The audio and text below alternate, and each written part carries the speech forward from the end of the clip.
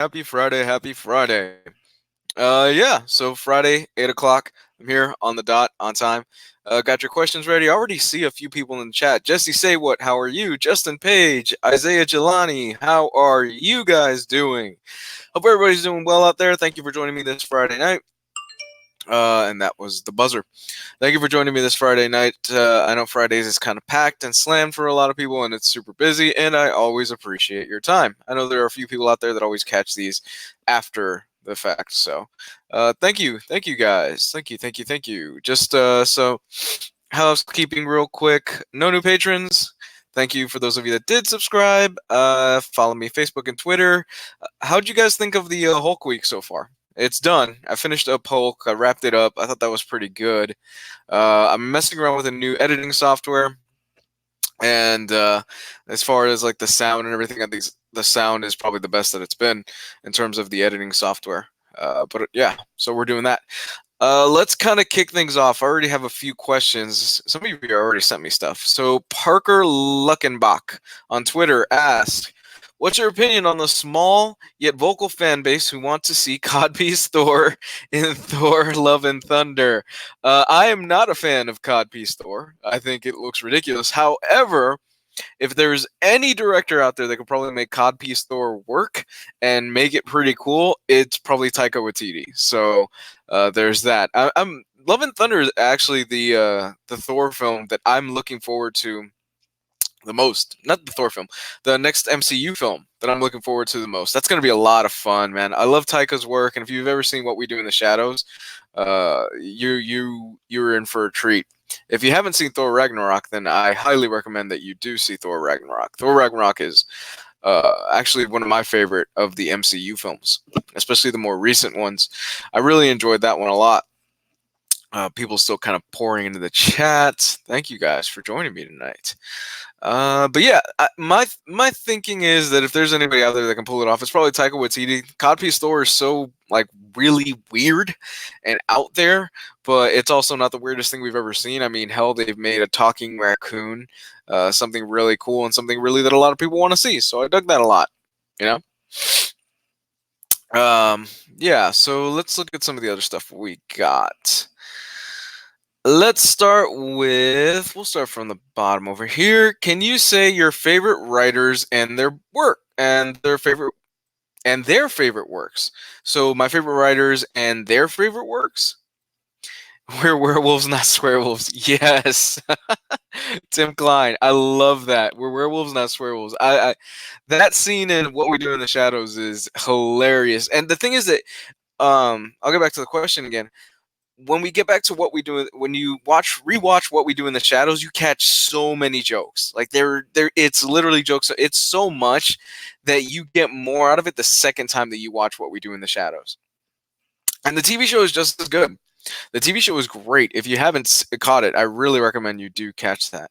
But yeah, so can you say your favorite writers and their favorite works? I don't know my favorite writers' works, but I know my favorite writers and what I like that they've written. I think that's probably what you meant. Mike Mignola obviously is up there. He's probably one of my favorite, and his Hellboy series, his BPRD series, which I will touch on later on. There was a question involving that in the chat, and I'll get to that in a bit. That's up there. Darwin Cook. Darwin Cook's New Frontier is hands down my favorite thing that he's ever worked on. I think it's great, and I think it's his magnum opus. His Parker series is fantastic. If you're looking for a good, hard-boiled crime comic, his Parker series is up there as some of the best. Let me think. What else? Donny Cates. Donny Cates is one of those guys right now, man, that he is crushing it, and he's doing a damn good job on it. I dig whatever the hell Donny Cates is doing, man. I'm paying attention to it because he's just that dude right now. What's up, Chris Deal? Thanks for joining me, man. Thank you, guys. Thank you. But Donny Cates is one of those guys where he's on fire right now, and he is absolutely crushing every single book that he's touching. It's like I said, he's got the Midas touch, man. His Silver Surfer is great. His Carnage event is really starting off really fucking strong, and I am enjoying an event. I'm enjoying a Marvel event for the first time in years. And that first issue, man, if you haven't read that first issue of Carnage, I know it's pretty pricey. I think what's the going rate right now for that first issue of Carnage? It's like that Carnage event that he's got going on. It's like $8, was it, when it came out or something like that? I forgot what it was, but it's fucking great. It's so goddamn good. What is the best comic for beginners from Jilani? The best comic for beginners? That's kind of a loaded question, man. See, here's the thing. Hi, Craig Stewart. Yeah, $8 is pretty steep for a single comic, even though it is double sized for that Carnage issue. The best comic for beginners. I need to know a few things before I can recommend somebody a comic book. What characters do they like? What do they like? What type of writing do they like? Do they like noir? Do they like comedy? Do they like action? So that's such a broad term. But if somebody were to come up to me and say, "Hey, I really love superheroes," probably the first thing that I would give them is probably New Frontier, especially if they love DC. If they love DC, then one of the first things I'm giving them is New Frontier, because you can enjoy New Frontier and go in cold. But the thing is, with New Frontier, you'll enjoy New Frontier the more you know about the DC universe. What's up, Matt? How you doing, buddy? So the more you know about the DC universe, the better I think you'll appreciate New Frontier. As far as like the Marvel stuff, a good place for somebody that just wants to start on Marvel. Again, I need to know what you're into, man. There's so much good stuff right now, Marvel. There's a lot of people out there saying that Marvel's like really kind of in a downward spiral. I disagree. I think Marvel's at the top of their game that they've in a long, long time, and I think it has a lot to do with Axel Alonso getting the boot and them putting CB Cebulski in charge of it, man. Because when he came on board, like, we've started getting a lot of good titles. I think Marvel is putting out some of their best stuff in years, in years. I'm talking about since like the Uncanny X-Force days. You've got obviously the Hickman X-Men stuff. You've got Cates is crushing it on Venom and Carnage. What else have they got? That's Immortal Hulk. Immortal Hulk is the best thing they've got right now. I'm enjoying actually Miss Marvel. I'm enjoying Spider-Man. I'm enjoying all those books. I'm reading a lot more Marvel than I was a few months ago, and I got to give it to them, man. They are doing a fucking great job. So, props to where it's done. The New Frontier reprint comes out, I think, sometime later this year, if not next year. I'm not entirely sure. I'm just excited that we're finally getting a Parker Martini edition, Volume 2. And on top of that, they're actually reprinting the Martini edition, Volume 1. I would have thought we would have never gotten a Volume 2 because of the fact that Darwin Cook died, and he was actually still working on other Parker books as he died. So I would have never thought we would have gotten another one of those. But yeah, day one, folks, I am buying the Parker Martini edition, Volume 2. I can't wait. I really can't. Hi, Ben Kylo. It's been a while since I caught a stream, UK time zone.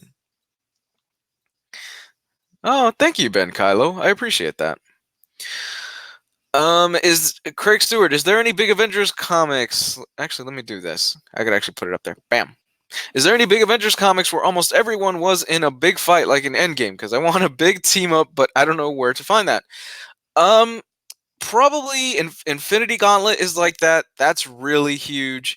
Secret Wars, the end of Hickman's run, is really huge like that as well. Infinity's pretty big like that as well. So there's a few big event comics where you get a lot of Avengers at once, and they're fighting and duking it out, and it's pretty badass, actually. I like it a lot. Now, if you want hero versus hero, there's obviously Civil War, where you see a bunch of heroes fighting each other at the end of Civil War. There are a few options out there. Hope that helped you out. Let's kind of get into the questions from people that popped them in earlier. Let's see. Say you were stuck on a deserted island. This is by Septimus77. You can only pick books with one character. Team books don't count. Sorry. Who would you pick? Only pick books with one character. I'd probably go with Daredevil. Because Daredevil's had such a friggin' great history. They've had such he's a character that has had such a illustrious background. It's insane. Like, if you look at the talent and the runs that have come out of that character, it's just nuts. The Brubaker, Bendis, the Mark Waid, the Frank Millers, even some of the lesser stuff is really, really good. And then there's Shadowland, which Shadowland is horrible, horrible, horrible, horrible, horrible. Yeah, what's fascinating, I'm glad you brought that up, Alex Coin. Um, what's fascinating about the character of Parker is that Parker has been in the Hollywood circle for a long, long time. It's just there's been different incarnations of Parker, and they really haven't used that name. The closest thing I think we got to a Parker-ish film was a few years ago, where we had Jason Statham. He actually played the character of the Parker. I forgot what the movie was called. I think it was like The Outfit or something, or this. I forgot what the hell it was. It wasn't that good. It really wasn't that good. Or maybe it was just even called Parker. I don't know. But there's been different incarnations of him. I mean, John Woo's had a version of him. I think it was John Woo. It's been a few years. Mel Gibson in Payback. That's Parker. Like, that is a Parker character. They changed his name, I think, to Porter or something stupid like that. But that he is a Parker character. He faces off against the Syndicate and the Outfit. Which, by the way, if you get a chance, there are two cuts of that movie Payback. There's the director's cut and there's the Mel Gibson cut. A lot of people don't realize that. And Robert Rodriguez is responsible for getting that director's cut out to the people. It's a weird situation where the film Parker, that film Payback, was coming out, and the director had this vision of how he wanted to do it that really clashed a lot with the studio. So what they did was they fired the director and they brought on Mel Gibson, and Mel Gibson recut, re-edited, and filmed a different ending. So if you watch the director's cut versus the Mel Gibson version of Payback, they are completely two different films. Completely. Even the ending is completely different, which I recommend you guys check them out. They're good films. So yeah, Daredevil would have been my choice for that. Also, have you tried Image's Reverse series? Feels like it's building up to something cool. If I remember correctly, that's that Justin Jordan series where it's like the Deadly Dozen, but it's medieval. I dug it. I read the first issue and I really dug it. I need to pick up the second issue. It was kind of paint by the numbers as far as like, oh, okay, this is the Dirty Dozen medieval style. You know, you've got your stereotypical characters. But I dug what I read so far, and I like Justin Jordan's writing. I think he's a solid writer. Luther Strode is one of my favorite comic series from the past 10 years, and I never actually even finished Luther Strode, to be honest. I never picked up the last collection, but those first two arcs of Luther Strode, I forgot what the names were, but they were great stuff. And man, the art, Tradmore's art on that stuff is brutal. It is brutal, man, but it is some good shit. Real Slim Shady asks, is X-Men Grand Design a good way to catch up on X-Men history for newcomers? I'm not entirely sure on that one. Sorry, bud. DC McAdams, I love to see the Hulk run leading up to Peter David collected and oversized, but I feel like the best we can hope for is epics. I know some was done in Visionaries, but I was too late for those. Of course, the whole raw mess would hurt also, I guess. I think it was 297, maybe. Petty Brady Britton, what's your thoughts on the rumors of Daredevil possibly being in Spider-Man 3? I'm pretty sure he's talking about the MCU stuff. My thoughts on Daredevil possibly being in Spider-Man 3. I don't think that's going to happen. I think they're going to sit on Daredevil for a little bit, and we kind of have proof of that they're just getting away from that Netflix stuff. The Netflix stuff apparently just does not tie in at all to the MCU now. Like, I think they've officially said that, yeah, it doesn't tie in at all. Like, that stuff is completely separate. We're not touching any of that stuff. None of those characters are coming over. So it kind of sucks because Daredevil was really good. It was really good. And that season 3 of Daredevil was fucking awesome. Unfortunately, we won't get another season. It sucks. And I actually like the actor that played Daredevil. He was really good at it. I was reading a story the other day where it sucks for the actor because apparently he got so used to playing a blind character that when he goes for auditions now, he doesn't look people in the eye. And it kind of fucks up his auditions sometimes. So it really sucks for the poor guy. But yeah, I doubt it. I doubt that we're going to get a Daredevil in Spider-Man 3 or whatever it is. They're going to sit on that for a while. It's not going to happen anytime soon. Maybe a Disney Plus series or something like that. but I really doubt it. Yeah, it's really sad to see that go. What I'm noticing is that a lot of the stuff that I like on Netflix is getting dumped. It's the stuff that I'm seeing on Netflix, it's trash at this point. It's Netflix is becoming kind of that bottom feeder trash thing that you put on because there's nothing else, and the best stuff is just getting shoved aside. And they're hemorrhaging money. They are losing a lot of fucking money. So my best guess is that they're cutting their losses and they're getting rid of everything that pretty much isn't Stranger Things. Um, it's sad to see all that stuff go, man. It really, really is, Zombie Slayer. Thoughts on the Ghost Rider Hulu series? I believe it's Robbie Reyes, right? I'm pretty sure the Ghost Rider Hulu series is Robbie Reyes. I think Ghost Rider on Hulu will be badass, especially since it's on Hulu. So they're gonna separate it from the Disney Plus stuff, so they could get away with a little bit more. I'm assuming the Disney Plus stuff is probably gonna be PG to PG-13 at the absolute hardest, and light PG-13 if that. But we're here, guys. We're here. The streaming wars are here. They are officially here. And to put it into perspective, if you buy every single stream that's out there, you're probably going to be paying about the same that you would be paying for cable. Like, it's absolutely ridiculous. We're at the point where it's fucking nuts. And I am not paying that much. The only thing I'm subscribed to right now, in fact, is what am I subscribed to? I don't even have Netflix. I have Shudder, which actually is a really good streaming service. They just got all the Nightmare on Elm Street horror films.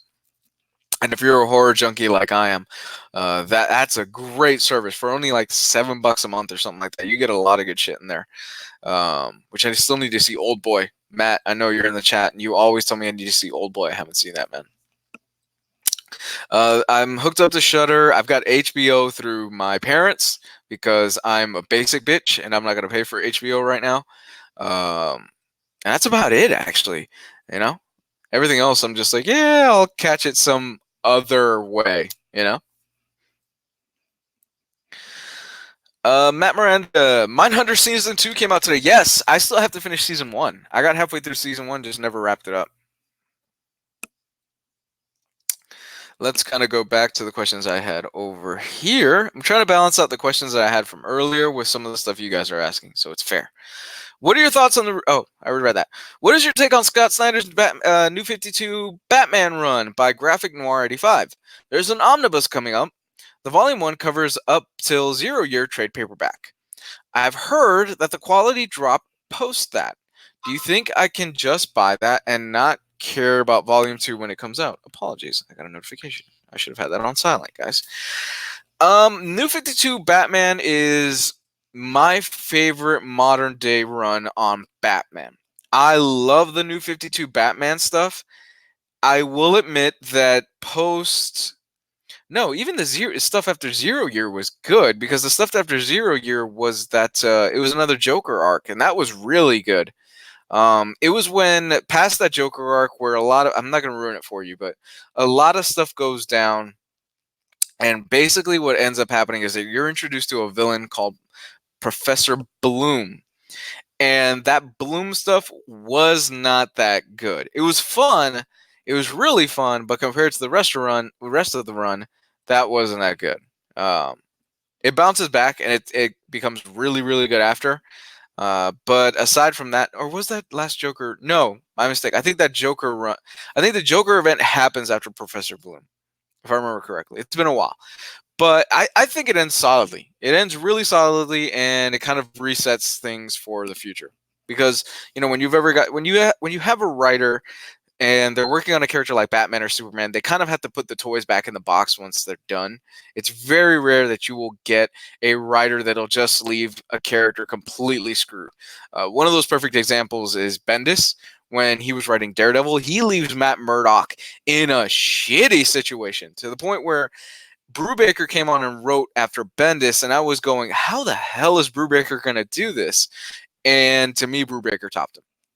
For those of you in the chat, I know there was a question asking me what's my favorite Daredevil run. I would go with Brubaker. Brubaker is my favorite Daredevil run, hands down. It's so good. It's so good. Oh my god, it's so good. Let's see. There's a few questions. Guys, give me a second. What's your would love to hear your spoiler-free take on the conclusion of BPRD if you're caught up. Did they nail the ending? My 2 cents, and by the way, that's by Raj Singh. Thank you, Raj. My 2 cents, I think they stuck the ending really well. I've been calling that ending for years. I was like, well, it's obviously going to be this character is going to bring these people to this place, and that's how it's going to end. I loved it. I love the ending of BPRD. It was kind of bittersweet seeing how all this work that Mike had put in for about over 20 years was coming to the conclusion of this. Since then, I have not gone back and read the post stuff that's come out that's set in the past, simply because I think for me, this is kind of weird, but for me, that story is done. And I'm satisfied with that conclusion. And if I ever want to go back and read the new comics that are coming out that are set in the past of like BPRD and things like that, I can do that. But for me, the story is basically done and he wrapped it up very well. And I love the ending of it. I really did. I thought it was a beautiful send off to a universe that I will fondly miss and have great memories of. And now I have Black Hammer. And Black Hammer universe is now my new addiction. Oh man. Okay. La, la, la, la. Best daredevil comic. Let me go back. Let's go back. Matt, watch Old Boy now. Okay. Where do you recommend buying physical books? Should I get trades or omnibuses by Chris Deal? The best place you're gonna get price wise for physical books, and I'm saying this because they're a sponsor. I'm not just saying this because they're a sponsor for Omni Bros Live, which is the other channel that I do live streams with. It's in stock trades. In stock trades, man, you'll save so much money because a lot of the new stuff that comes out, it comes out Tuesdays at 3 o'clock my time, which is EST. You get up to 50% off on new shit, which they beat out Amazon 9 times out of 10 on their prices. And in stock trades is fantastic with their packaging and stuff like that. This isn't a sponsored video by them or anything. It's just that's what it is. If you're gonna get comics and you're like collecting hardcovers and trade paperbacks and stuff, In Stock Trades really is the best website in the United States to do it. You can't beat that price. You can't beat their stuff. As far as should I get trades or omnibuses, that's up to you. That is totally up to you. Your shelf space, your budget, things like that. If you're somebody that's on a tighter budget, it might be easier for you to spend 10, 20 bucks on a trade versus spending $60, $80 on a huge omnibus. Everybody's budget is different. So I really don't know what your financial situation is right now. And I wish I could help you out a little bit more. But if I'm on a tight budget, I would do one of two things. I would either just stick to trades if you have to have it physically, which is perfectly fine. Stick to trades or stick to the hardcover collected editions, or get the streaming service apps, the Marvel Unlimiteds, the DC Universe app. You save a lot of money with those. It's like $10 a month for the DC, for the Marvel one, $7 a month for DC. You save a lot of cash. So if you're tight on budget, that's a way that you can go. Okay. A lot of people talking about Old Boy in the chat, man. Christopher Banda, Old Boy, the Japanese one, Korean one. Stay away from. What's wrong with the American remake of Old Boy? I've heard it's terrible. I still haven't seen Old Boy. I haven't seen it. I know people have mentioned there's a twist to it, and I still haven't seen it. So, Craig Stewart, is there a Killing Joke comic series, or is it just a full book? It's just a book. Killing Joke is just those few issues that Alan Moore decided to do. I don't even think it was an issue. I think it was just a graphic novel that Alan Moore decided to do with Brian Boland, and that's all it is, man. I mean, the ramifications of it do carry on into the DC universe proper, but originally, if I'm not mistaken, it was supposed to be an out-of-continuity story that Alan Moore put together because he just had a contract with DC Comics for a set number of comics, and he just needed to fill out his contract. And that was one of the things that came out of it. Oh boy, something. A lot of people recommending Korean films. Old Boy, Sympathy for Mr. Vengeance, and Lady Vengeance for Park Chan Wooks trilogy. They're all great. Jesse, say what? What What's the odds of the Swamp Thing Absolute being canceled? The odds of the Swamp Thing Absolute being canceled. You know, I joke around with that stuff with the guys on the Omnibros Live channel, and I honestly don't think it's gonna get canceled. I fuck around and I joke around a lot with the people on the channel, and I really don't think it's gonna get canceled. I just kind of do it to be a dick. But it's not gonna get canceled. In fact, the solicitations just came out. They've announced the volume 2 of it. So they are doubling down on this thing, and I can't wait. That's I'm somebody that's pretty much digital at this point, but I want a Swamp Thing Absolute. I want those pages, and I want because Swamp Thing Absolute is oh my god, that Alan Moore run on Swamp Thing is brilliant. It's completely brilliant, and it's what we have to credit for having Vertigo, or we had Vertigo up until a few months ago or weeks ago, whenever it was that they shuttered the whole thing. It was that run. It was that run that made the people at DC Comics go, okay, we have Swamp Thing, we have a plant fucking a woman, so we're gonna just take all this crazy Alan Moore stuff and we're gonna create a new imprint and we're gonna call it something nuts. Let's call it Vertigo, because they couldn't have all that stuff in their regular proper. Man, it's such a loss, such a fucking loss that we don't have Vertigo anymore. I'm really disappointed in that, honestly. Vertigo was such an important thing in its heyday.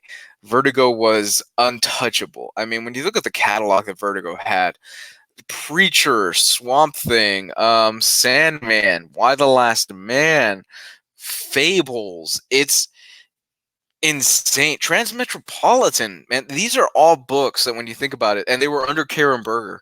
When you think about it, they changed the industry. Vertigo changed the fucking industry for the better. Preacher was a comic that at the time, comics were in kind of a slump, and when Preacher came out, everybody was reading fucking Preacher. Everybody was loving Preacher, and Preacher was that big hit that everybody was like, man, are you reading Preacher? And it's such a shame. Such a shame that we won't have that anymore. It's pretty much now the big three. Marvel, DC, and Image, because Image.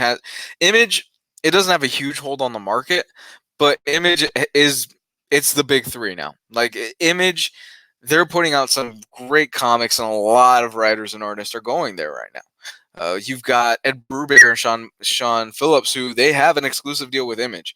If you want an Ed Brubaker comic, you have to read Image Comics because he's not doing anything else right now. And I can't blame him. I can't blame them for any of that stuff. They're getting better deals over at Image.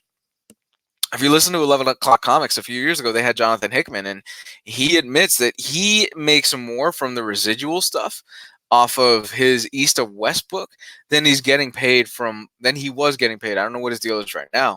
Than he was getting paid from doing that Avengers run. It's crazy. Really crazy. Not only that, but you can actually workshop this stuff out to other to studios. Look what Mark Millar is doing. Mark Millar is putting all his shit out to movies, to TV shows. He's got the Jupiter's Legacy series that's coming out next year, which Jupiter's Legacy is great. If you haven't read that, I really do recommend you read it. But people are going to Image because there's more control. They can control their characters. They can control what they do with it. It's their property. They're just the publishing line. They just take a bit of the top, bit off the comic to pay for, to keep the lights on and stuff like that. But that is their publishing line, and fuck me, man. Image is just crushing it right now. It's no surprise that now every single person that goes to Image, it's like, oh yeah, well now you're getting an announcement within a few months of like, oh man, this is going to become a TV series. I think they even announced Black Hammer is in the works in some way, shape, or form. I know Lazarus was in the works a few years ago. I don't know what came out of that. But like everything that's an Image apparently is becoming a TV show now. Deadly Class was a TV show, and it got the boot after one season, which kind of sucks, because I've watched the first episode of that, and I was like, wow, this is actually pretty well done. The problem is this is on Sci-Fi. Nobody's gonna fucking watch this on Sci-Fi. If it was on Netflix or if it was on Hulu or something like that, I think we would have easily gotten a second season. Think about it like this: if a show like like Umbrella Academy, A show like Umbrella Academy, which is really weird and really out there and really just kooky a little bit. If a show like Umbrella Academy was on Sci-Fi, do you guys honestly think it would have gotten a second season? Do you think anybody would have paid attention to Umbrella Academy? Because during the summer when I was watching Umbrella Academy, it was huge. Everybody was talking about Umbrella Academy, you know? Hell, I've seen students at the new school that I'm at right now. They've got like whatever Klaus has tattooed on his hand. They've got that stuff written on their hand. So Umbrella Academy's had a huge hit on geek culture lately, and I doubt it would get that much exposure if it was on the Sci-Fi Channel. Halo Scarlett. Which universe do you believe is stronger, DC or Marvel? Are we talking about in terms of physicality or in terms of the books they're putting out right now? Because in terms of the books they're putting out right now, I'm reading more Marvel books than I have in a long time. I'm reading a lot more Marvel than DC right now. And that's not dogging DC, because DC is putting out a lot of good stuff too. But I am at a point where my pull list every Wednesday, I've got a couple of Marvel books and I've just got a handful of DC stuff. You know? It's mostly just like Batman stuff at DC. You know, I'm a basic bitch when it comes to DC comics. I stick to pretty much like the basic stuff unless I hear it's really good. You know, the Batmans, the Flashes, and things like that. I'm pretty basic when it comes to that shit. You know, every once in a while I'll delve into the other stuff. You know, but I like to read classic DC comics. Jeff Johns' JSA run, which was, in my opinion, a classic. It's early 2000s. Grant Morrison's JSA, things like that. But I'm pretty basic. But if we're talking about quality, then for me it's Marvel right now. Which is weird because a few years ago I would have said DC was crushing it more than Marvel. But now they're kind of getting closer on an equal footing. Okay, is there any Dark Joker comics where he goes on a killing spree or something? Maybe to the family, or off the top of my head, I don't really know any Joker comics where he just goes like nuts for a killing spree. But there was a comic a few years ago that was it was kind of weird because it had come out after the Dark Knight had come out. It came out like a year or so after, and it was written by Brian Azzarello, and it was called Joker. It's really good. It follows the Joker as kind of like a day in the life of he just got out of prison, and it follows him around as Joker sets up this new scheme that he's got planned, and you see the Joker is really fucked up. It's basically you are following around through the eyes of a new hire, a new goon for Joker. And as you can imagine, new hires for Joker, they don't typically last long. So Joker's firing policy is pretty strict. Do you know any Flash comics that are good? I actually have a video on the Flash, man. It's a few years old. But right now, the Jeff Johns Flash is great. Mark Waid's Flash run is great. Who else? Who's writing Flash right now? Oh my god, I can't remember the guy's name. He's a really solid writer right now, and he's doing a lot of good stuff. In fact, he's been writing the Flash since the Rebirth stuff, and he hasn't let that book go. God damn it. He did Ghosted. He did that serial killer book. Somebody help me out. Somebody help me out in the chat. He did Ghosted. He did the Nailbiter. Justin Jordan? I believe that's his name. Yeah. Pretty sure that's his name. Craig Stewart, is Umbrella Academy any good? Yes, sir. Joshua Williamson, that was the name. Thank you. Thank you, Tim Cline. Yes, Joshua Williamson. His run on Flash is good. Is Umbrella Academy any good? The TV show or the comic? The comic is great. TV show is great. Both of them are great, and you should be completely reading them. They do a lot of changes in terms of the comic to TV show adaptation, kind of like what they did with The Boys, where they take certain things out, they put certain things in. But for the most part, yes, both of them are great. I love the comic. In fact, I'm super excited for the next season because the next season is them doing Dallas, which is the second trade, the second collected edition. Which Dallas has an ending in Umbrella Academy that just blew my mind. It's an ending that when you get to it, when you read Dallas, it's like, oh my god, like you turn the page and you see what the ending is and how it plays out in terms of historic events, and you're like, this makes perfect fucking sense, and it's crazy how well Gerard Way was ever able to tie this all together and make it a brilliant, oh my gosh. It's one of those things where it's one of easily one of my favorite top 5 twists in all of comics.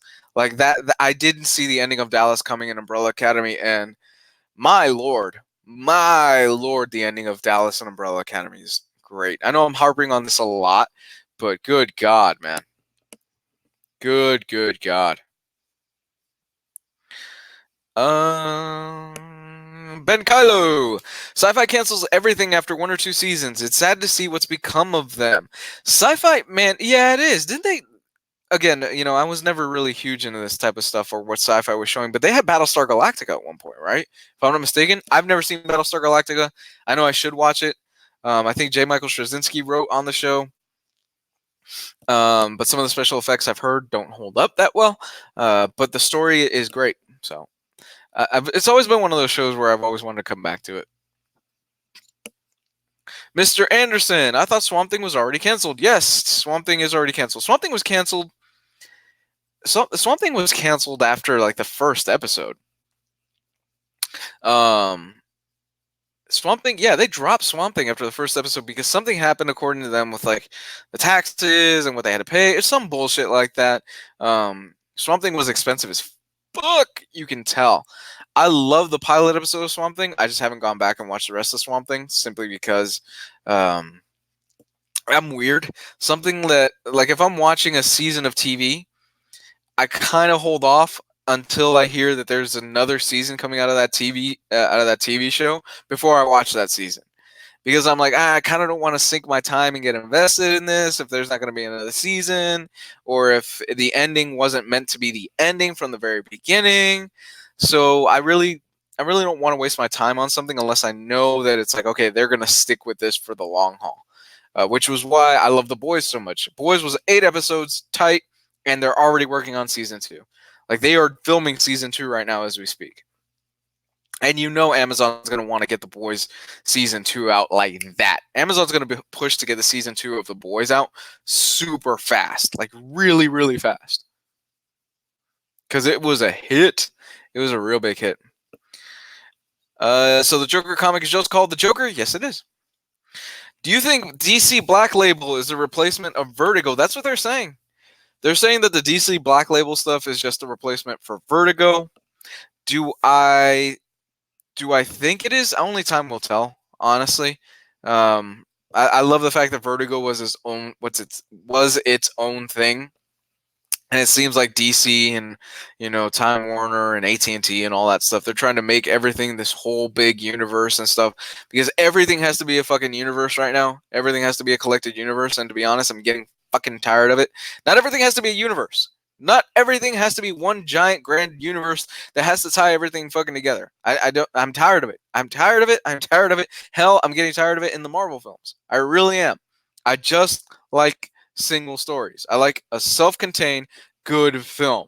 I do. I really fucking do. And it's interesting kind of what's happening in cinema right now, because what's happening in cinema right now, this was a horrible summer in terms of box office. If you were not Disney, you did not make out well this summer in terms of box office.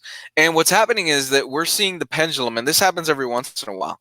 It happened in the 90s where things swung more to realism in terms of what people want to see versus fantasy. That's how we got things like Pulp Fiction and Clerks, and yes, Pulp Fiction, real, you know what I mean. But Pulp Fiction and Clerks and things like that.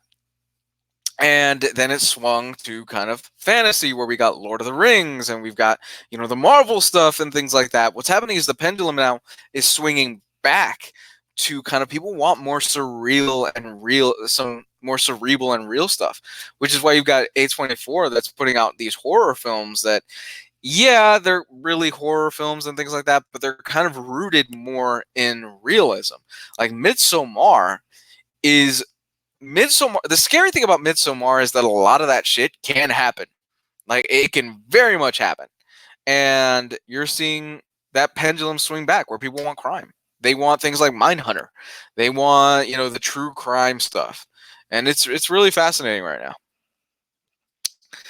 Do you like the TV show Arrow? I'm not a fan of the DC Universe stuff. The DC Universe. I'm not a fan of the DC CW stuff because of those 24 episode long seasons. I can't do it.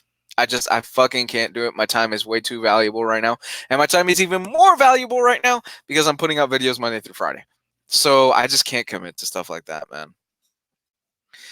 Did you read Justin Page? Did you read the Carnage tie-in, Scream and Separation? It's on my tablet.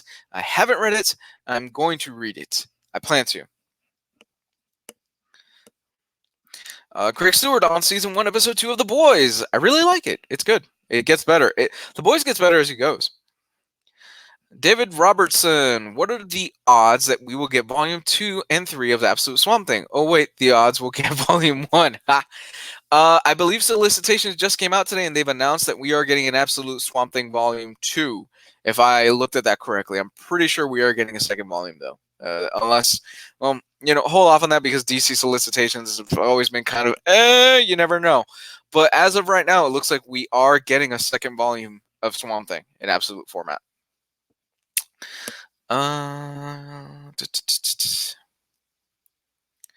Is Infinity Gauntlet a single comic?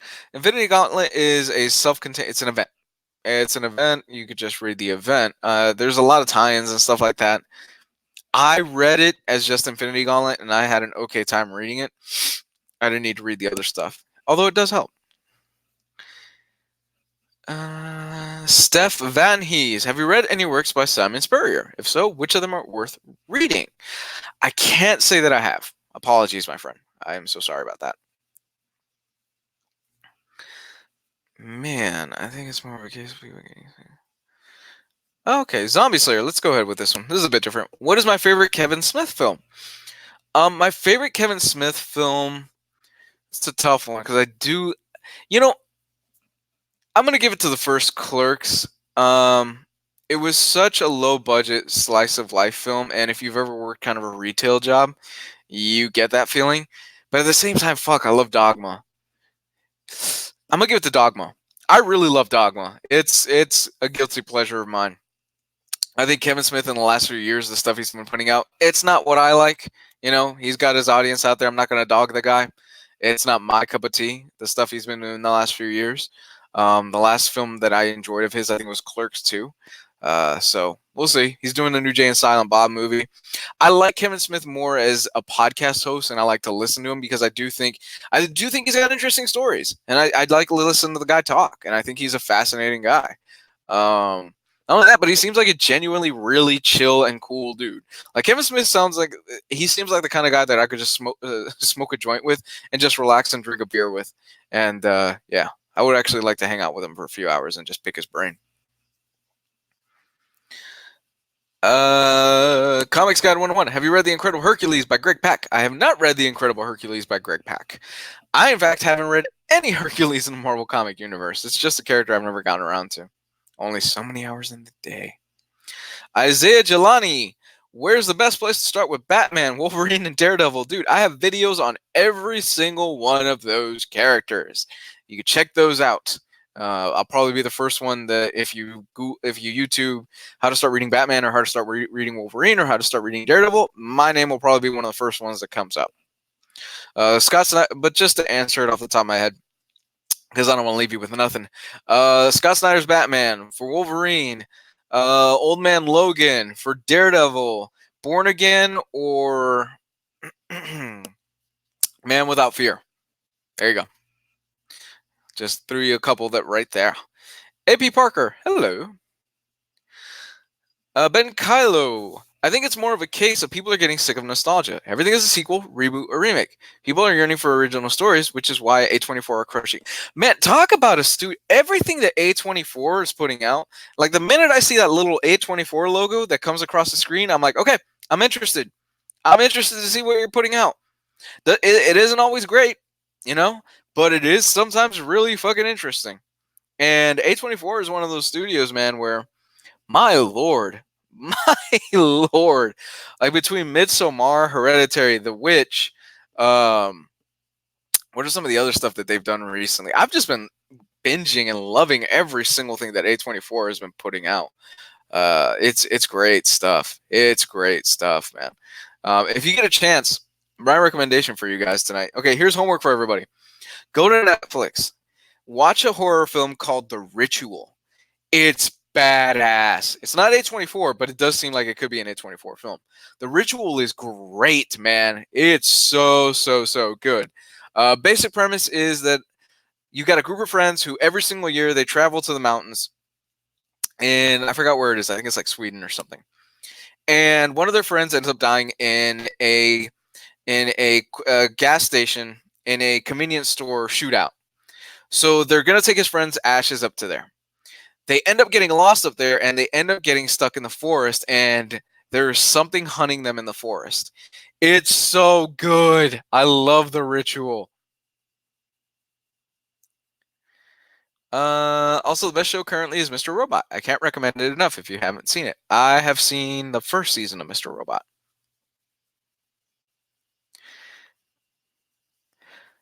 Stef Vanhees, which of these buddy cop movies do you prefer? Bad Boys, Rush Hour, or Lethal Weapon?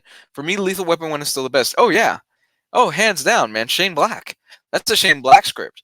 I am an unapologetic fan of Shane Black. I will admit it. I am a Shane Black junkie. I love Kiss Kiss Bang Bang. I love Nice Guys. Hell, I liked his Iron Man 3, and I like Predator. There's just something about Shane Black films that I dig the guy's work. So, you know, Lethal Weapon 1 is the template for that dysfunctional ass buddy cop film. It really is, man. But I do have a soft spot in my heart for Bad Boys 2. I think Bad Boys 2 is great. I think it's such a fun fucking film, and it's one of Michael Bay's best films. You know, Michael Bay gets shit on a lot, and for certain obvious reasons, but I am a pro advocate for some Michael Bay stuff. The Rock happens to be one of my favorite 90s movies. Like, I loved The Rock growing up. You know, I'm a sucker for a good Michael Bay film. When was the last time he had a good movie? I heard 13 Hours is good. I need to check that out. I heard that was actually a really solid Michael Bay film. But for me, the last Michael Bay film that I really truly enjoyed was Pain and Gain. I dug the hell out of Pain and Gain. Oh man, my leg is killing me here. But yeah, I'm a sucker for some good Michael Bayisms, man. I like Armageddon. You know, Armageddon has a fucking Criterion release. Think about that. Armageddon and The Rock are Criterion films. Let's see. Is there any good New 52 Swamp Thing stories? Charles Soule had a small run on Swamp Thing after Scott Snyder that was better than what Scott Snyder was doing. And I love me some Scott Snyder stuff, but Charles Soule, man, and it was super short. It was really short-lived, unfortunately. It never really got that far. Really disappointed in that. I would have loved to have seen that continue. But it was good. If you get a chance, pick up those Charles Soule books. Hi, Gio. Hope you're doing good, buddy. Yeah, Michael Bay has Criterion Collection releases from Weekend Geekdom. If you haven't checked him out, he's awesome. I love Gio. And the reason behind that was because back in the 90s, kids, before maybe some of you were even born, Michael Bay had a deal where he would put out his films on he had like, I forget what the deal was, but he had some deal where his films were going to a Criterion release. So that's why you have things like The Rock and Armageddon, which stick out like a sore thumb when you compare it to everything else that's on the Criterion catalog. It's so weird.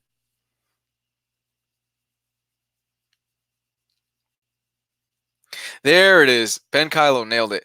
Criterion was going broke, and Jerry Bruckheimer bailed them out if they put The Rock and Armageddon in their collection, which is just nuts. It really is. You look at these prestigious films like, you know, Seven Samurai and all these amazing films like Thief, Michael Mann's Thief, and they've got Criterion releases, and you've also got The Rock and you've got Armageddon next to them in the Criterion catalog.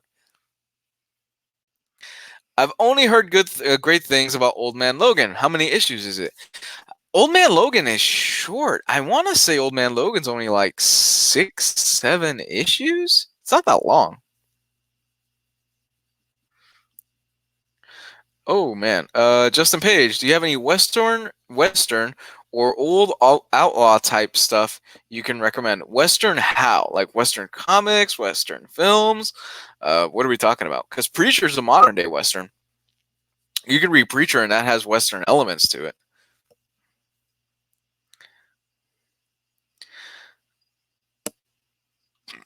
Yeah, The Last Boy Scout is an underrated Shane Black film. Yes, he did do the script on The Last Boy Scout. Man, Shane Black he did script work on Predator. They brought him on to do script work on Predator, and they had him in the in the rainforest and stuff like that. And they're like, "Hey, you want to be in the movie? Okay, yeah." Shane Black is in Predator. Do you know? Do you know what the comics are called that include futuristic bleeding edge armor of Iron Man?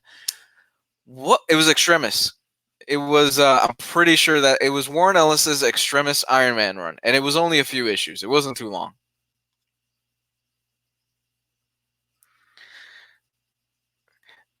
Thinking about watching Hateful Eight. Hateful Eight is on Netflix, and it's actually an extended cut, and it's on 4K. He did not. Quentin Tarantino, for whatever reason, decided to put an extended cut of Hateful Eight on Netflix, which is, Have Isaa Jilani, have you heard about the new Arrowverse Crisis on Infinite Earth? Yes. Sweet Christmas! I cannot wait for this. I have said that I am not big on the CW like Arrowverse stuff. I'm not big on, sitting down and watching 23, 22 episodes. I am going to watch every single one of those simply because of the fact that it's an insane crossover. Like the amount of people that are in this. Brandon Routh is reprising Superman. He's going to be Kingdom Come Superman. Kevin fucking Conroy for the first time is doing live action Batman. Oh my god! And apparently the rumor is going around that Mark Hamill is going to be the Joker in it. Oh my god, guys! I cannot wait. This is one of those things where, you know what? Fuck it. I'm gonna watch this. I will read whatever I have to read online to get caught up to the DC Universe stuff to understand whatever it is that's going on that crossover event. But my lord, I'm watching that. That's gonna be huge, and there's gonna be a lot of people talking about it. Like a lot of people talking about it. Simply because they got Kevin Conroy on there, I'm watching that. Like I am a Kevin Conroy junkie. The man's work was part of my childhood. He was Batman for me, and he still kind of is Batman for me in a lot of ways. So them getting Kevin Conroy means I'm watching the thing. I've got my fingers crossed. I know it won't fucking happen. I know it won't happen. But I have my fingers crossed that Will Friedle will come back and maybe reprise his role as Terry McGinnis in it, because Kevin Conroy is playing an older Batman, or he's playing an older Bruce, and I think it'd be pretty badass if he comes out and you just see Will Friedle reprising the role. He'll be a little bit older. Will Friedle's still in good shape. Guy's still in pretty decent shape. I think he's pushing in his 40s now, but I think it'd be pretty cool.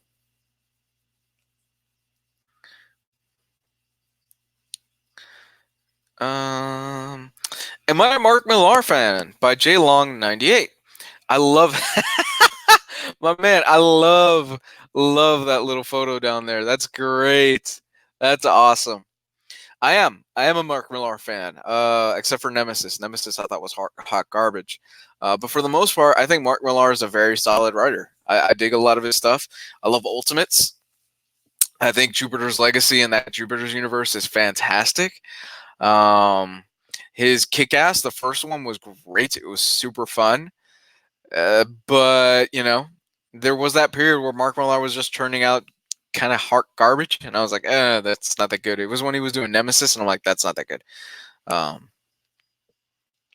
I am an unapologetic Mark Millar fan. Stef Vanhees. Django is still my favorite Tarantino movie. Django, I love Django. I really, really dig the hell out of some Django. But it's unfortunate. There's a lot of people out there that didn't care for Django. I am one of the people that I really love that film. I think it's a lot of fun all the way through. It's probably one of Quentin Tarantino's more better paced films in terms of story and in terms of action and in terms of moving the plot along. The scene with Leonardo DiCaprio at the dining room table is still fucking awesome, and it's still, he crushes that scene. In fact, if you look at that scene, when Leo slams his hand on the table and he slams his hand on glass, he really slammed his hand on glass. Like, that was a fuck up. He was not supposed to slam his hand on that glass. And if you look at it, he's picking the glass like out of his hand.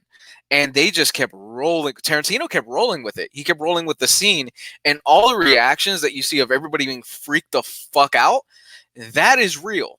They are all freaked out because DiCaprio slammed his hand on a glass cup, and he broke it, and he had to get stitches in his hand and everything. And there's a second where you could see Christoph Waltz's reaction, like, "Oh fuck!" But man, oh man, that is I dug Django. I really did. If you get a chance, watch Once Upon a Time in Hollywood. I think Once Upon a Time in Hollywood was really great. Tarantino is in need of an editor. His best film is Jackie Brown. You know what? What happened is, and that's a very common thing for Tarantino. He had an editor.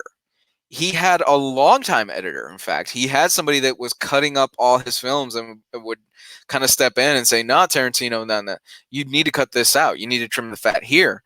Unfortunately, that editor died. I forgot what the last film was that editor had worked on.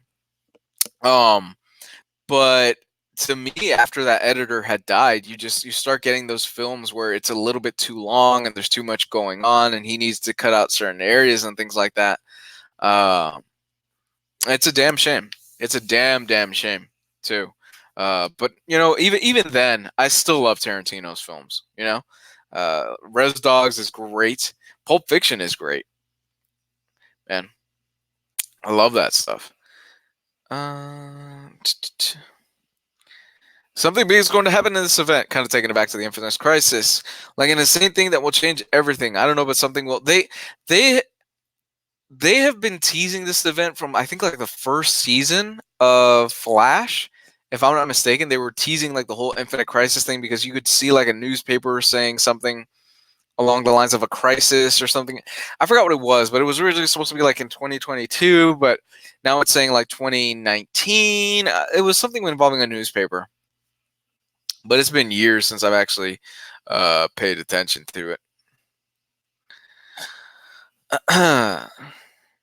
When the mutants come to the MCU, do you think we will get people like Hugh Jackman, etc.? Because I can't see some actors in the MCU like Logan, Tony Stark, Captain America, Thor.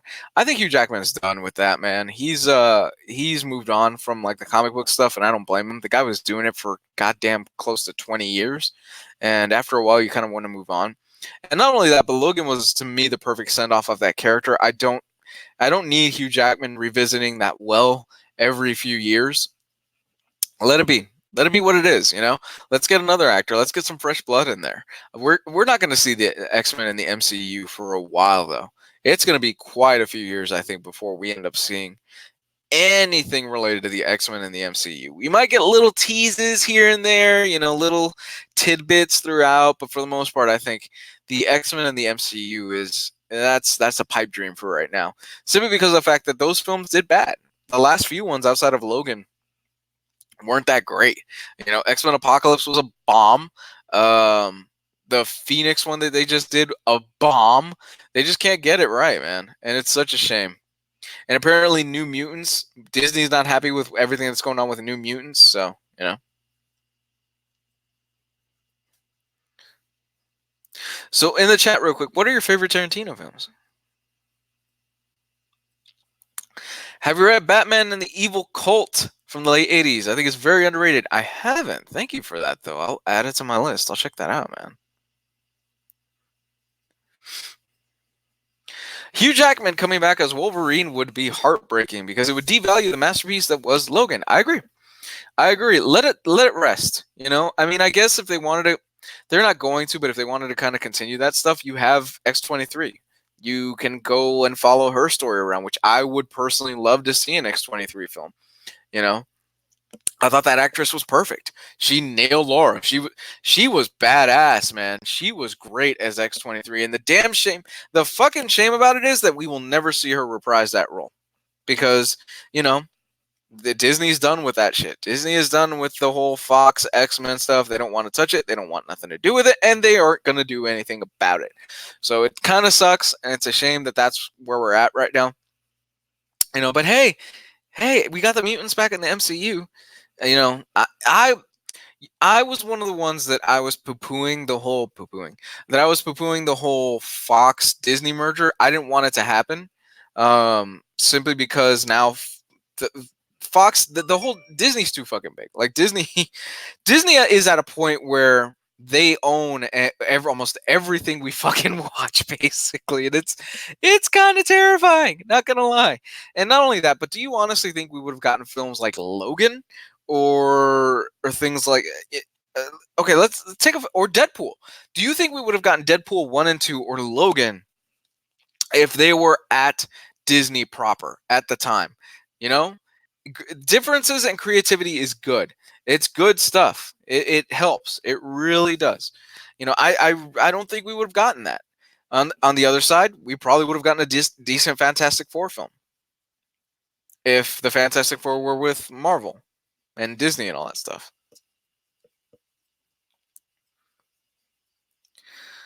The Fantastic Four is confirmed in the MCU basically in Phase 5. We didn't have time to announce it. Yep, that's about right. Jackie Brown. Yeah, Jackie Brown's so underrated. Mine is still Reservoir Dogs, despite it being a ripoff of City on Fire. Tarantino steals. If you know anything about Tarantino, is that Tarantino is a notorious thief of films. The thing is that when Tarantino steals, he gives you a better product a lot of the time. Scorsese is another thief, but the thing is, the Scorsese steals shots, like that famous scene in Goodfellas, where you see the main character, Ray Liotta's character, where he's walking in through the back and he's kind of going through the kitchen, and then you see him walk in. That's a shot he stole from another film. But the thing is that, and I'm losing it's strain on my voice right now. Sorry, guys. And the thing is that with him is that Scorsese will set up a scene and he goes, I saw this scene in this movie and I want it shot like this, and I want it shot like this, and I want it shot like this. The best directors and best writers, they steal. They just know how to mask it and how to change things around in order for them to actually make a better product. And that's what Tarantino does, is that he takes things and he gives you a better product.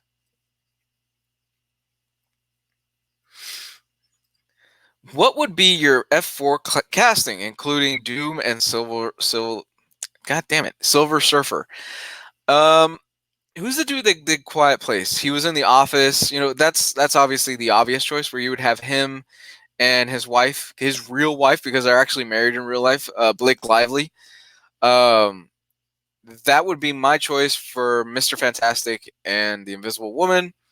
For Johnny Storm, you would need somebody young. And off the top of my head, I don't have anybody. For Ben Grimm would just need to be a CGI voice. Like, that is it. That's all you need for Ben Grimm. You'd have to have the actor do like the first 20 minutes of the film, and then once he gets transformed, you don't really need the actor anymore. You just have him do the voice from then on. No, not that. That's a tough one. I'd have to get back to you on that. Who would be a good Ben Grimm? You need somebody with like a really solid baritone voice.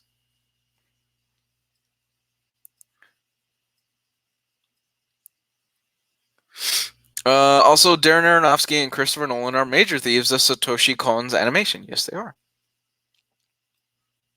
Favorite Alan Moore comic? V for Vendetta. I'm gonna go V for Vendetta. And V for Vendetta more so because I read it over the summer, and its relevancy is it's more relevant than it has ever been, and it is fucking terrifying. It really is.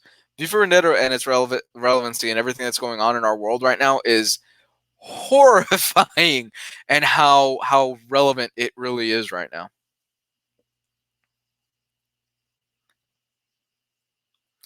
Idris Elba would be a dope voice for the Thing. Yeah, actually, that would be.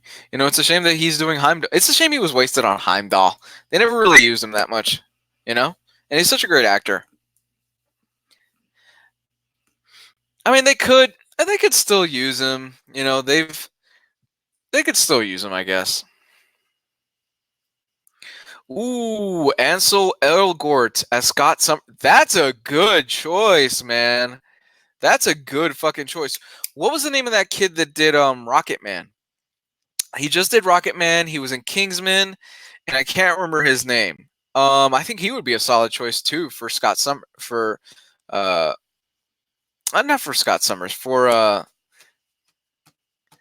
Johnny Storm. I was thinking Johnny Storm right now, but yeah, for Scott Summers, Ansel Elgort is good. That kid that did Rocket Man, I think would probably be pretty good for Johnny Storm. Taron Egerton, yes, I would actually like to see Taron Egerton in the MCU, which really it's only a matter of time. Like, it's only a matter of time before almost every single actor in Hollywood is in the MCU. In fact, I'm pretty damn sure The Rock would have been in an MCU film at this point had it not been for the fact that he's doing Black Adam over at DC.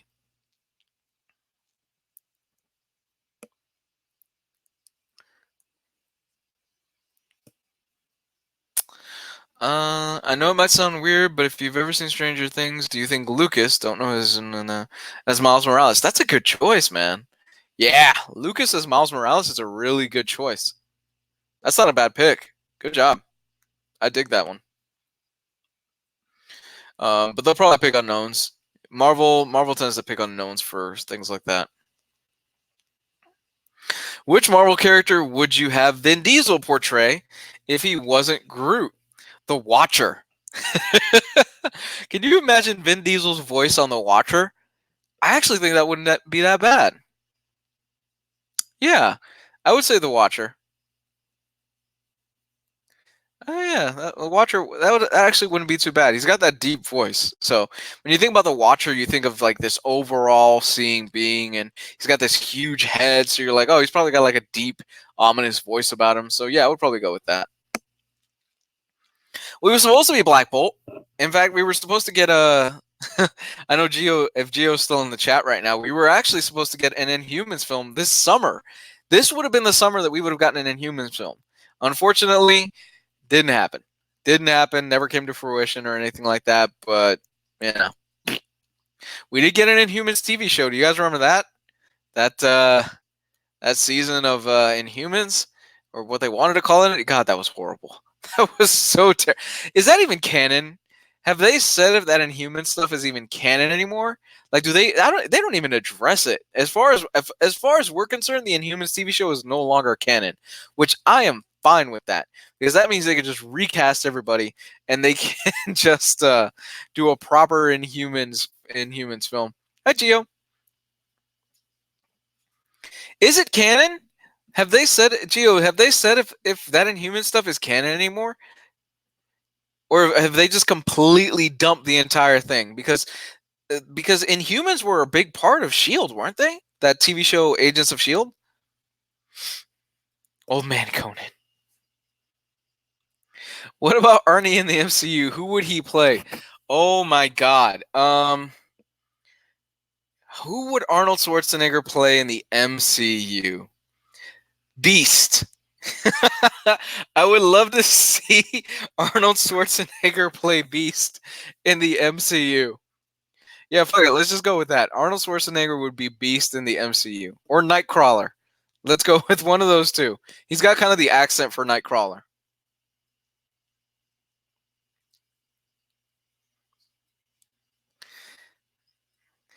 It's canon the same way that Agents of S.H.I.E.L.D. is canon. Meaning, the movies don't care about them. It's true. No, it's true. Maybe we will, maybe they'll finally bring in the, maybe we'll finally bring in them in proper sometime, Gio. I'm sorry, man. I know that hurts.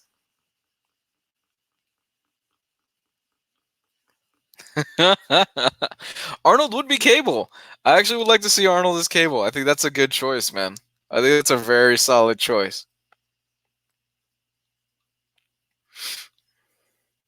Or bring him on as Hercules. I don't know. Arnold's still in good shape for his age. Dude's pushing 70 plus, and he's still putting Instagram pictures of him working out all the time. The guy's still in good shape, man. He looks good for his age. He actually looks better than Stallone does. Stallone just looks like a big ham, like a big Thanksgiving ham lately. Did you guys see where Arnold got kicked in the back a few weeks ago and he took it like a champ? Like, that dude barely moved him. Arnold took it like a fucking champ. And he didn't even press charges. Arnold didn't even press charges on the guy. That's nuts. That is so nuts, man. Oh my God. Dude still got it. I'm excited to see him in the new Terminator film. I have high hopes for that film. I know that we've been hurt in the past as far as Terminator, and I know they've done us dirty for us Terminator fans out there. But I have high hopes for it. It's being directed by the guy that did Deadpool. James Cameron apparently is overseeing the project in some capacity. He's producing on it, so he's involved in some way. Man, you know what? I've got high hopes for it. When does that come out? It comes out like in a few weeks, doesn't it? Like a month or two, something like that. I don't even know. John Travolta as the Beyonder. Yes, please. I would love to see Stone Cold in an MCU movie. There's your thing. There you go.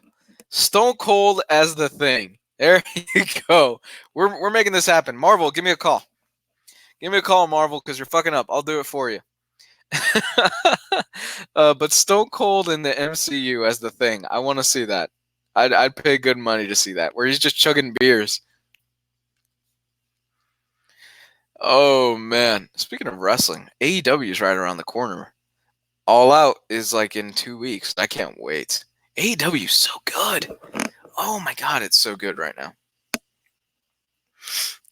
So it's 9:11. I've been going for a little bit over an hour. I'm gonna give you guys about another 5 minutes. So get your last questions in, guys, because I'm hungry and I haven't had dinner yet. So I gotta go make dinner in a few minutes.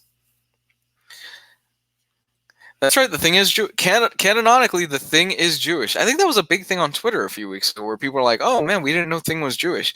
No, he's Jewish. It's been canon for a long time that The Thing is a Jewish character.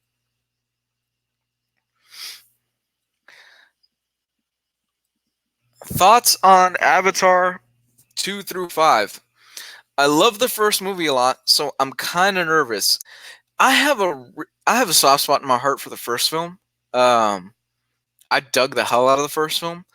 I think some of the CGI has aged really poorly. Like, if you watch it now compared to at its time, the CGI on Avatar was incredible. Like, it was ahead of its time, and the 3D was ahead of its time. You look at some of the CGI now, and it's like, oof, that did not age well. Especially when you compare it to things like when we have Thanos, who looks amazing CGI wise. But that's also one of the faults of CGI, and that's why I push for more practical, because practical ages a lot better than CGI. You can look at stuff like let's say Pan's Labyrinth. Pan's Labyrinth, which came out around the time, if I'm not mistaken, of Avatar. You can watch that film today; it still looks fucking amazing. And the reason behind that is because Guillermo del Toro knows how to use practical and mix it with just a little bit of CGI, just a bit. And I still dig Avatar 1, and I'm excited to see what James Cameron's going to do with 2 through 5. We know he's delayed it simply because he was also waiting for some of the tech to catch up, because he is that guy. He's just that director that he loves having the newest and latest tech for his films. So let's see what he pulls out this time. Cameron gets shit on a lot, but he's a brilliant visionary director. I cannot take that away from him. In terms of like directing, in terms of using special effects, he's up there. He really is. Look at Terminator 2. That scene in Terminator 2 where you have the liquid Terminator, nobody had ever seen something like that beforehand. No one. And that was Cameron's baby. And Terminator is still pretty good. I watched it a few weeks ago. It's 2 a.m., so I'm off now. It's been cool to catch a stream. Have a nice night. Take it easy, Ben. Love you, buddy. Guillermo del Toro as Doc Ock. Ew, come here, Spider-Man. I would actually pay good money to see Guillermo del Toro as Doc Ock. His likeness is in Death Stranding, so I don't think he did. I'm pretty sure he didn't do any voiceover. They just did his likeness in Death Stranding. I'm looking forward to Death Stranding a lot, so that's gonna be badass. Huge Hideo Kojima guy. In fact, Hideo Kojima is one of those guys where I would love to sit down and pick his brain for an hour. Just sit down and talk to Hideo. He's one of the three people that I would love to sit down and talk to for an hour. It would be Guillermo del Toro, Hideo Kojima, and Quentin Tarantino. I would love to sit down and talk to those guys for a few hours and just pick their brains on things. So that is gonna be it, guys. I'm dying. I'm starving right now. Yeah, Metal Gear Solid 1 has aged really well. So I'm going to go ahead and close this out. Guys, if you want to support me and you love these live streams and you love the videos that I've been doing Monday through Friday, Patreon, please, please, please, please, please. It does help, believe it or not. I do want to upgrade my equipment eventually. Hopefully something that won't pick up as much reverb so I don't sound like I'm in a tin can when I'm recording voiceovers. That does help. I'm going to be doing a giveaway at the end of August, the last day of August. I'm going to post a video up for patrons, and that's going to be just the giveaway. So somebody's going to win an Amazon gift card or a book of my choosing. It does help, so that's in the description below. $5. That's all I'm asking for the price of a burger. With that said, you can follow me on Facebook. Twitter is the easiest way to get a hold of me as well. I don't really interact with the Facebook stuff. Not really my bag. In fact, I'm up to here with Facebook and most social media, but I am more active on Twitter. And yeah, I love you guys. I'll speak with you soon. Bye. Bye, bye, bye, bye, bye.